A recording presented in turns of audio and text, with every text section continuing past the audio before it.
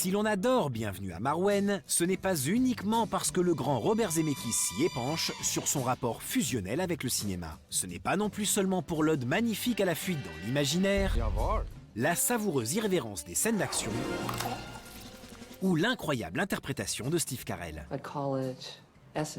Si l'on adore Bienvenue à Marwen, c'est aussi parce que cette œuvre hybride inaugure une nouvelle étape dans le cinéma virtuel. Le film bénéficie en effet d'une toute nouvelle méthode de captation du jeu des comédiens, dans la droite lignée de certains des précédents travaux de Framestore, l'une des compagnies clés dans la conception du film, et dont l'équipe fut dirigée par Pierre-Louis Camon. Pour moi, c'était un process assez similaire de ce qui avait été fait sur Gravity, dans le sens où la photographie principale du film était faite en parallèle de la capture. Les acteurs étaient dans un mock-up stage avec des marqueurs sur le corps. En plus de ça, la caméra de production était présente pour capturer chacune des scènes, donc il était vraiment question de capturer les deux en même temps. Donc il était plus question de récupérer la performance en photographie de l'acteur, c'est-à-dire vraiment ce qui a été capturé par la caméra. Il y a beaucoup plus d'informations, surtout lorsque c'est éclairé proprement, de manière à mettre en valeur la performance, ce qui était le cas sur le tournage de Welcome to Marwen. Pour résumer, le corps des poupées de Marwen était donc animé par capture de mouvement, et l'on ajoutait sur ces corps numériques l'image des comédiens filmés sur le plateau même. Cette mixture inédite ne va pas sans poser des défis très particuliers.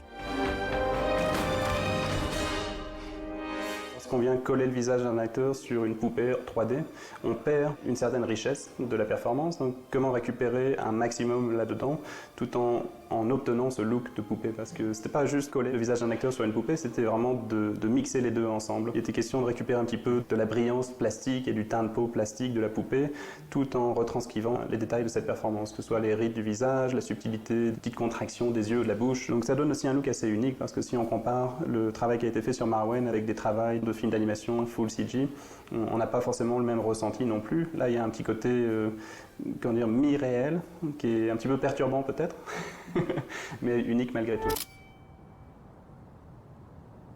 Hey, looking good.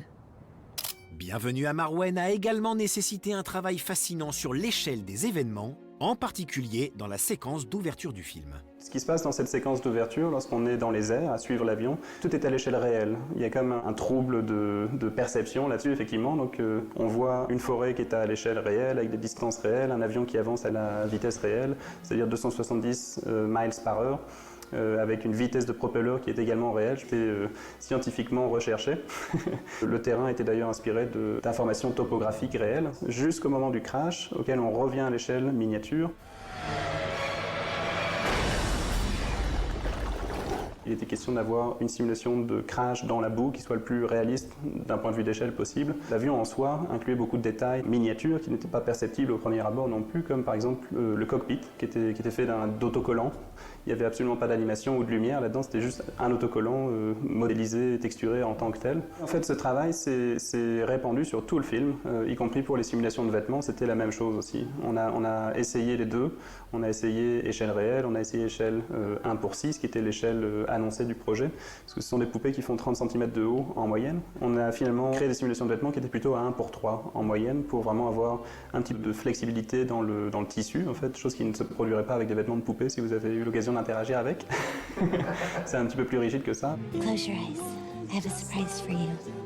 You know I can't close my eyes, I'm a doll. Comme pour tous les films en cinéma virtuel de Robert Zemeckis, Bienvenue à Marwen fait un usage optimal des technologies numériques en se focalisant sur l'humain et l'émotion. C'était un projet pour lequel le challenge était lié à la performance. Et transcrire une performance d'acteur à travers un personnage 3D, c'est un sujet qui me tient à cœur. Puis c'est d'ailleurs assez marrant de travailler avec un réalisateur aussi connu que Zemeckis et puis de réaliser la manière dont il fonctionne. Il a un sens artistique de l'image bien sûr, mais il va davantage se concentrer sur la non-détérioration des performances de ses acteurs. Quand on regarde ce qui se passe au sens large dans l'industrie, il y a un vrai effort qui est en train de se produire pour permettre de capturer des performances avec le moins de contraintes possible. Ça évolue d'une année à l'autre. J'ai entendu parler cette semaine par exemple d'un système de capture qui ne requiert plus de marqueur facial, qui ne requiert plus de caméra attachée à la tête non plus. Donc on est capable maintenant de capturer des performances directement en 3D, sans aucun marqueur, sans aucune caméra. Pas de doute, pour nous, le meilleur reste à venir.